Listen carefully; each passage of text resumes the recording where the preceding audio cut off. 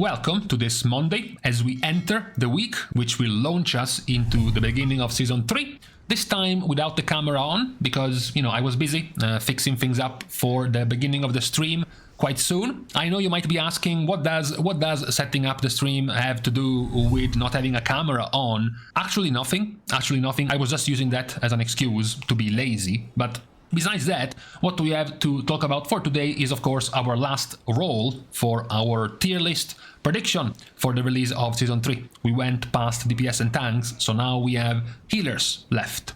Now, healers have one special things which differs from the tanks and the DPS when looking at what they can do in Mythic Plus, which is of course doing damage. For a DPS, it's quite normal to be focused around how much damage you can do. Also kind of for a tank, as long as you can stay alive and use your defensives, what you have left is just damage. But not for a healer. For a healer, the most important thing is healing. What you want from your tier set is more healing, which is why it can become so much more important if your new tier set, for example, can also give you damage, not just healing. When we start our tier list over here, for starters, we can give it the tank treatment to point out that the healing situation of most healers is not that bad. That being said, there is still one spec that stands out for being the worst, which is Rest of Shaman. So Rest of Shaman has received a bunch of changes, most of them were positive, however, the more negative ones which hit many of the healers were to the bigger cooldowns. So things like Mana Regen was nerfed, their best way to heal, Cloudburst Totem based was nerfed, Ascendance cooldown was nerfed, your default healing was buffed, but the problem for this spec in Mythic Plus is number one, they do little damage, and number two, they have one of, we will see soon, but one of the worst tier sets for Mythic Plus. That's because this tier set, while not being completely awful in the raid, is still shaped to be a raid healing tier set. This tier set gives you exactly 0 damage increase, as well as very poor effectiveness in Mythic Plus, because the whole shtick of this tier is to spread Riptides like AIDS throughout multiple players, 10 players and more, which is something quite nice in the raid. However, that is kind of useless in Mythic Plus.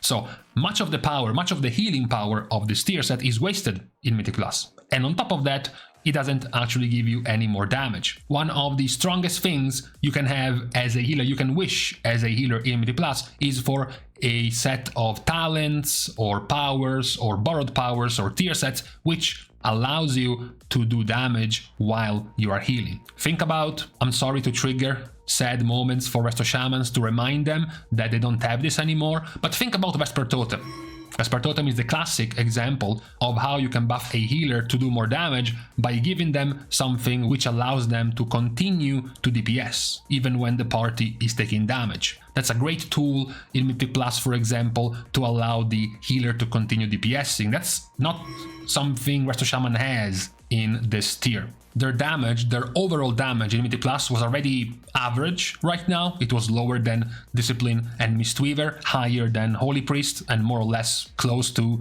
the other healer specs. You were waiting for something more in this tier, either because you were being changed, because your damaging spells were being buffed, etc., or because the tier set gave you more damage. None of this is happening. So you're not getting more damage from the tier, you're not getting buffed in damage, and your tier set is specifically good at raid healing and not even dungeon/party healing. So overall, in terms of power, it's definitely the one that stands out the least for Mythic Plus. What follows in terms of not standing out nearly as much is Holy Priest. Now, Holy Priest is here, but will likely, given players' perception, community perception, likely drop here. Problem number one for Holy Priest is that they share a class with Disscipline. So sometimes it goes well, sometimes you are the meta healer and you are the most played healer, which means as a result nobody plays Disscipline.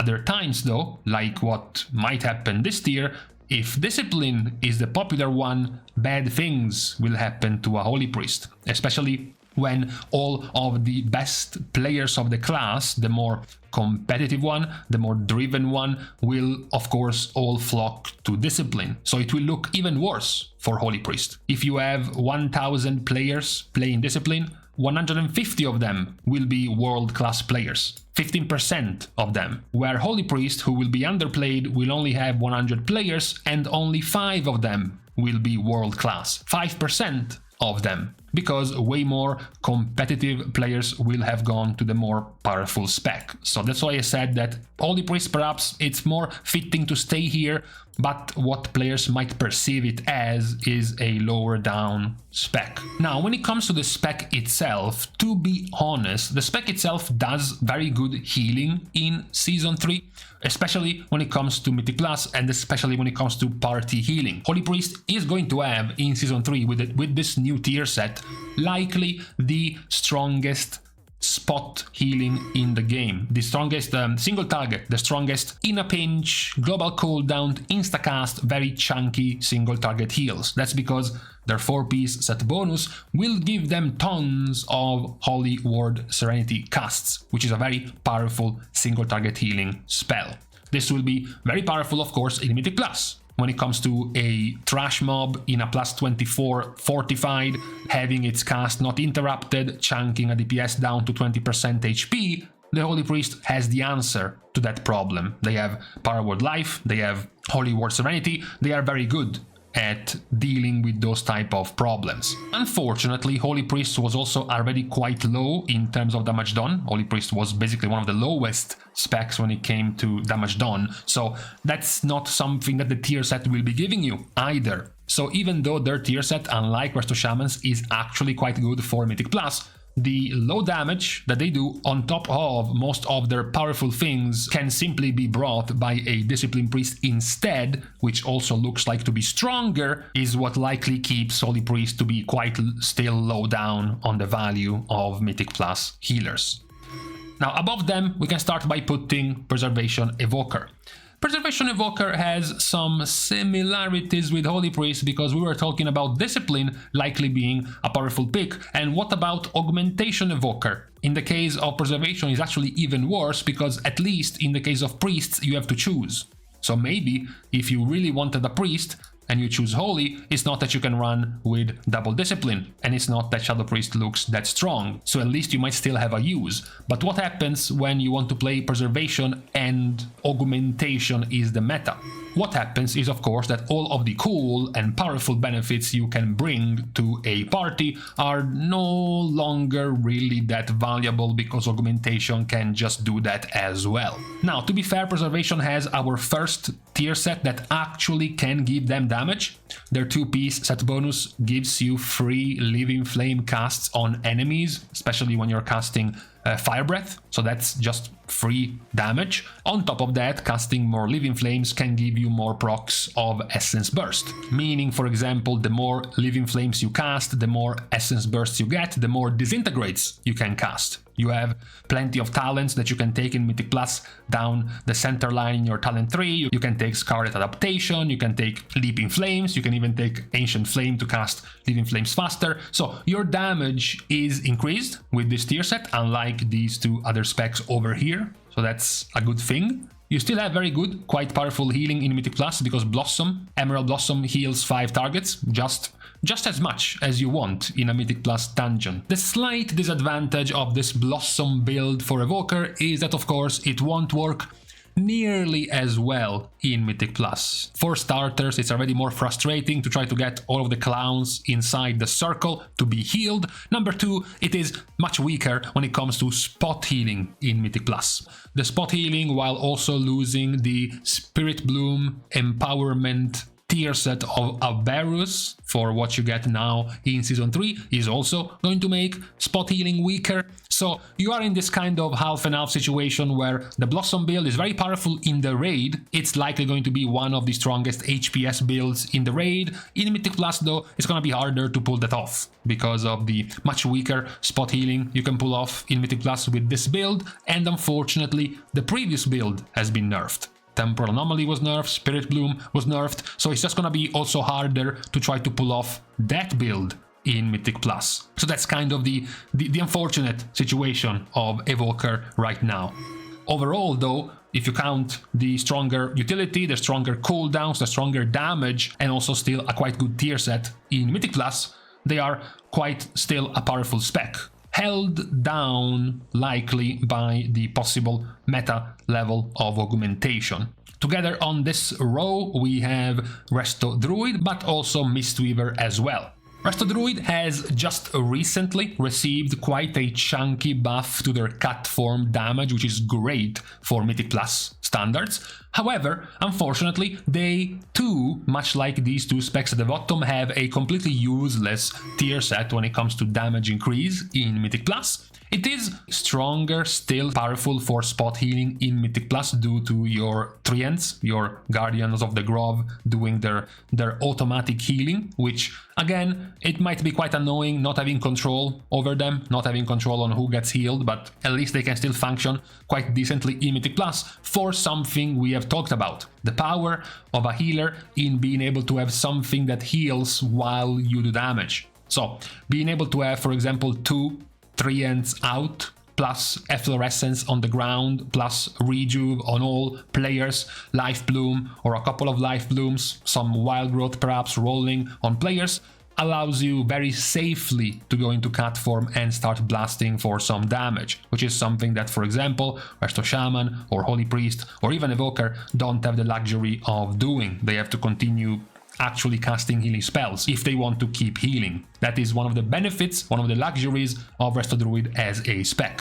So of the 3 specs, likely if we had to order them in order of power, we would be starting with Resto Druid first, because of their state, especially after being buffed in cut form damage.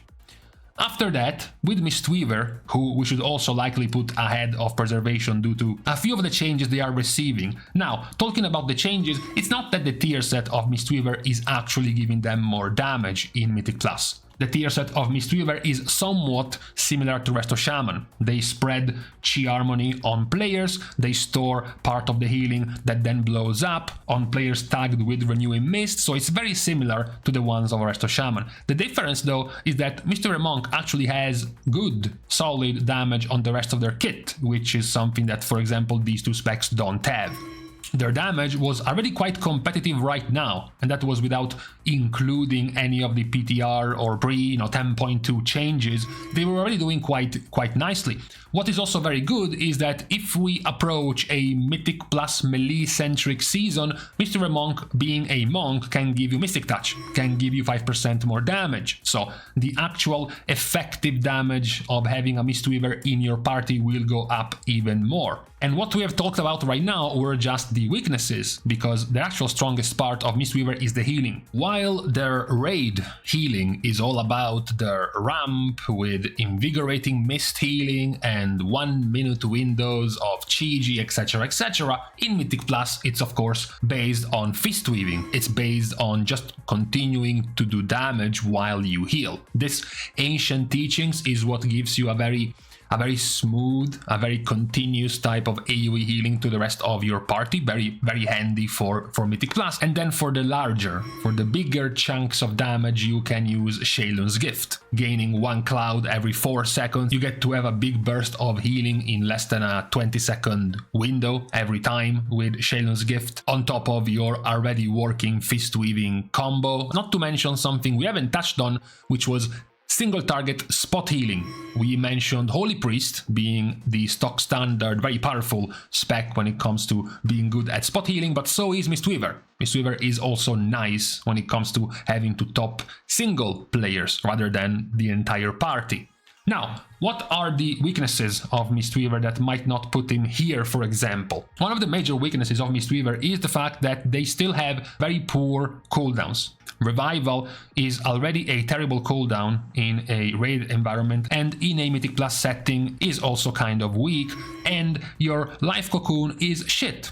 I'm sorry to say, Life Cocoon is not a very powerful external cooldown to save people's life very often anyways. At least not compared to what some of these other healers can have in terms of big cooldowns. That's perhaps the main weakness when it comes to Mistweaver when you compare all the other strengths that they have as a class in general, not just as a spec. That is what might keep Mistweaver down, either the first of the B tier or the second of the A tier. Because who goes first in the A tier is Holy Paladin. Holy Paladin might suffer, or we should say might benefit from recency bias. Much like Holy Priest might suffer more from being the lesser of the two priest specs, one of the things Holy Paladin can benefit from is having been super meta for the past several months. This is going to allow many Paladin players to remain devout Paladin mains and continue to play this season as Paladin players. This will give you basically the feeling, the perception that Holy Paladin remains quite strong because way more players will be playing Holy Paladin than, for example, Mistweaver Monk. You can bet on that. Not to mention that Holy Paladin will also remain very popular in the raid. So there will still be plenty of raid players going into Mythic Plus with a Holy Paladin. Now, we don't really have to spend too much to be talking about all of the positives of Holy Paladin, okay? We have talked about, and you yourself have seen Paladin at length in Mythic Plus all these months, so the majority of their bonuses are still there. You know, the spot healing, the quick ways to heal players, the ways to use multiple cooldowns, rotate them through every single instance of danger, whether it is Wings, whether it is Divine Toll, whether it is Tears Deliverance, whether it is Hand of Divinity, as well as why not Aura Mastery, not to mention the utility, the external power, etc, etc. However, over the course of these last few months, they have received quite a few nerfs here and there. Talking about their cooldowns, Tears Deliverance was nerfed as well, Hand of Divinity was nerfed as well, but perhaps what is the weirdest thing in terms of nerfs is the damage. Over time, Holy Paladin went from having the best damage as a healer to being one of the weakest in terms of damage.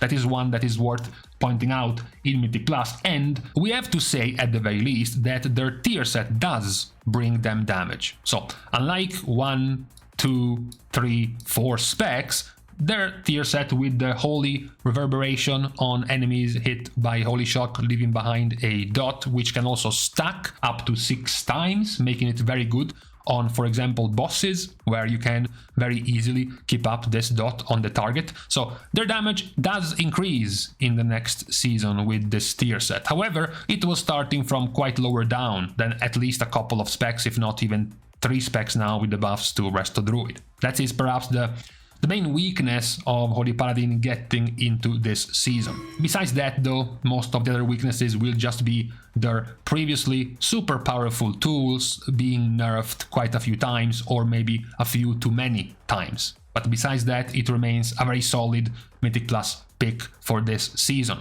Only beaten, at last, by Disscipline. Let's start by talking about the exact opposite. Disscipline's damage is OP.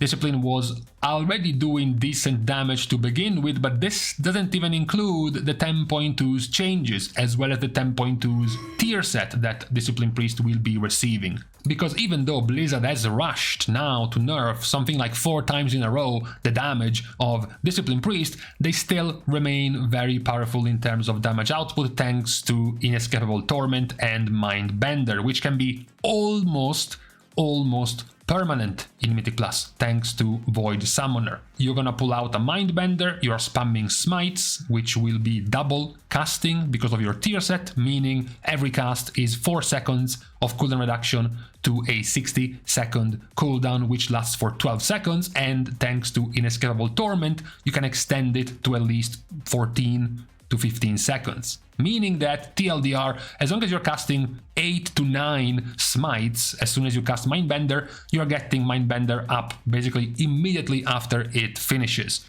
This is going to keep up your Inescapable Torment at all times. It is going to keep up your Shadow Covenant up at all times. Previously irrelevant, or at the very least very weak and forgettable talents become much stronger, like Essence Devourer, which will now be also always active as long as Mindbender is active. So this entire combo is now giving you a lot more damage. As have been mentioned before, also the rotation of Disscipline has been slimmed down much more. It's now way less clunky to be able to start doing some healing because you cut off one global cooldown because of the removal of Shadow Covenant as a button, one less global cooldown because the removal of Schism as a button. Mind Blast now has only one charge, so you don't get to cast it twice. You have an extra oh shit button now to press in Ultimate Penitence, which can be used basically every time right after a Powerwall Radiance without warning to be still very powerful. Basically the TLDR is that the rework